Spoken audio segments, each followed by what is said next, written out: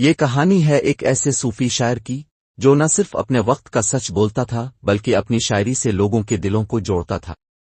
یہ کہانی ہے سچل سرمست کی، سندھ کی دھرتی کا وہ عاشق جس نے محبت اور انسانیت کا پیغام عام کیا۔ سچل سرمست، جن کا اصل نام عبدالوہاب تھا، سندھ کے مشہور صوفی شاعر، عارف اور فلسفی تھے۔ آپ کو سچل سرمست کا لقب اس لیے دیا گیا کیونکہ آپ ہمیشہ حق اور سچ کی بات کرتے تھے اور حقانیت کی راہ پر گامزن رہے۔ سچل سرمست کا تعلق ایک روحانی گھرانے سے تھا اور آپ کی پیدائش سندھ کے علاقے درازا شریف میں ہوئی، جو خیرپور کے قریب واقع ہے۔ حضرت سچل سرمست خلیفہ دوم حضرت عمر فاروق کی اولاد میں سے ہیں۔ یہ حضرت سچل سرمست کے خاندان کے ایک بزرگ شہاب الدین محمد بن قاسم کے ساتھ سندھ میں آئے۔ محمد بن قاسم نے ان کو سیوہن کا حاکم مقرر کر دیا۔ بعد میں ان کے خاندان کے ایک بزرگ رانی پور میں آباد ہوئے، جہاں اس وقت تالپروں کی حکومت تھی۔ حکومت نے انہیں رانی پور کے آس پاس کے کچھ علاقے میں زمین بھی عطا کی، جس کا انتظام ان کے ایک ملازم درزا کے ہاتھ میں تھا۔ سچل کے گاؤں کا نام اسی ملازم کے نام پر ہے۔ آپے کا زیادہ تر کلام سرائکی زبان میں ہے، اس کے علاوہ عربی، سندھی، پنجابی، اردو، فارسی اور بلوچی میں شاعری کی، اس لیے آپ کو شاعر ہفت زبان کہتے ہیں۔ اردو میں تقریباً 50 نظمیں اور غزلیں شامل ہیں۔ سچل سرمست کے والد صلاح الدین خود ایک روحانی شخصیت تھے، لیکن سچل سرمست نے کم عمری میں والد کا سایہ کھو دیا۔ ان کی پرورش ان کے چچا میاں عبدالحق نے کی، جو خود ایک صوفی بزرگ تھے۔ چچا کی سرپرستی میں سچل سرمست نے دینی تعلیم حاصل کی اور روحانیت کی طرف مائل ہوئے۔ سچل سرمست نے اپنی شاعری میں کئی زبانوں کا استعمال کیا، جن میں سندھی، سرائکی، پنجابی، فارسی اور اردو شامل ہے۔ ان کی شاعری کا مرکزی موضوع عشق، حقیقی وحدت الوجود اور انسانی مساوات ہے۔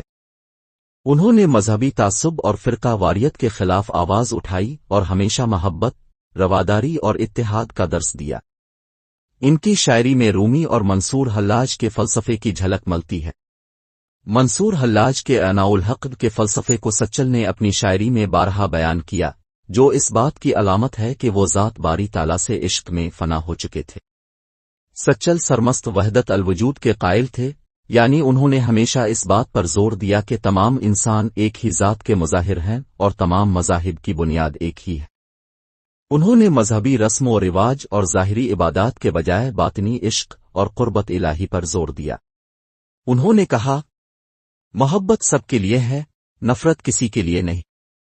سچل سرمست نے اپنی زندگی سادگی اور روحانی مصروفیات میں گزاری۔ ان کی پوری زندگی حق کی تلاش اور عشق الہی میں گزری۔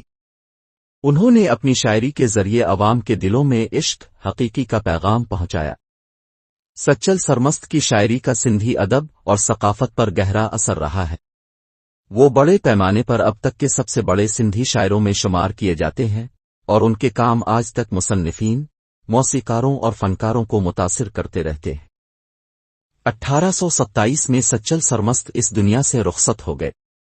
ان کا مزار درزا شریف ضلع خیرپور، سندھ میں واقع ہے، جہاں ہر سال ان کا عرس منایا جاتا ہے۔ ان کا مزار آج بھی عقیدت مندوں اور محبت کرنے والوں کے لیے روحانی سکون کا مرکز ہے۔ سچل سرمست کے کلام اور شخصیت کا سب سے بڑا پیغام محبت، امن اور انسانیت ہے۔ ان کی شاعری آج بھی لوگوں کو اتحاد، رواداری اور خدا کی قربت کا راستہ دکھاتی ہے۔ سچل سرمست نے کہا تھا، کافر، مومن، دوزخ، جنت سب کی باتیں چھوڑ، عاشق ہو جا، عشق میں سب کچھ ملتا ہے۔ ان کی تعلیمات آج بھی دلوں کو گرما دیتی ہیں اور روحانی راہ دکھاتی ہیں۔ اگر آپ کو یہ ویڈیو پسند آئی تو لائک کریں، سبسکرائب کریں اور دوسروں کے ساتھ شیئر کریں تاکہ سچل سرمست کا پیغام ہر دل تک پہنچے۔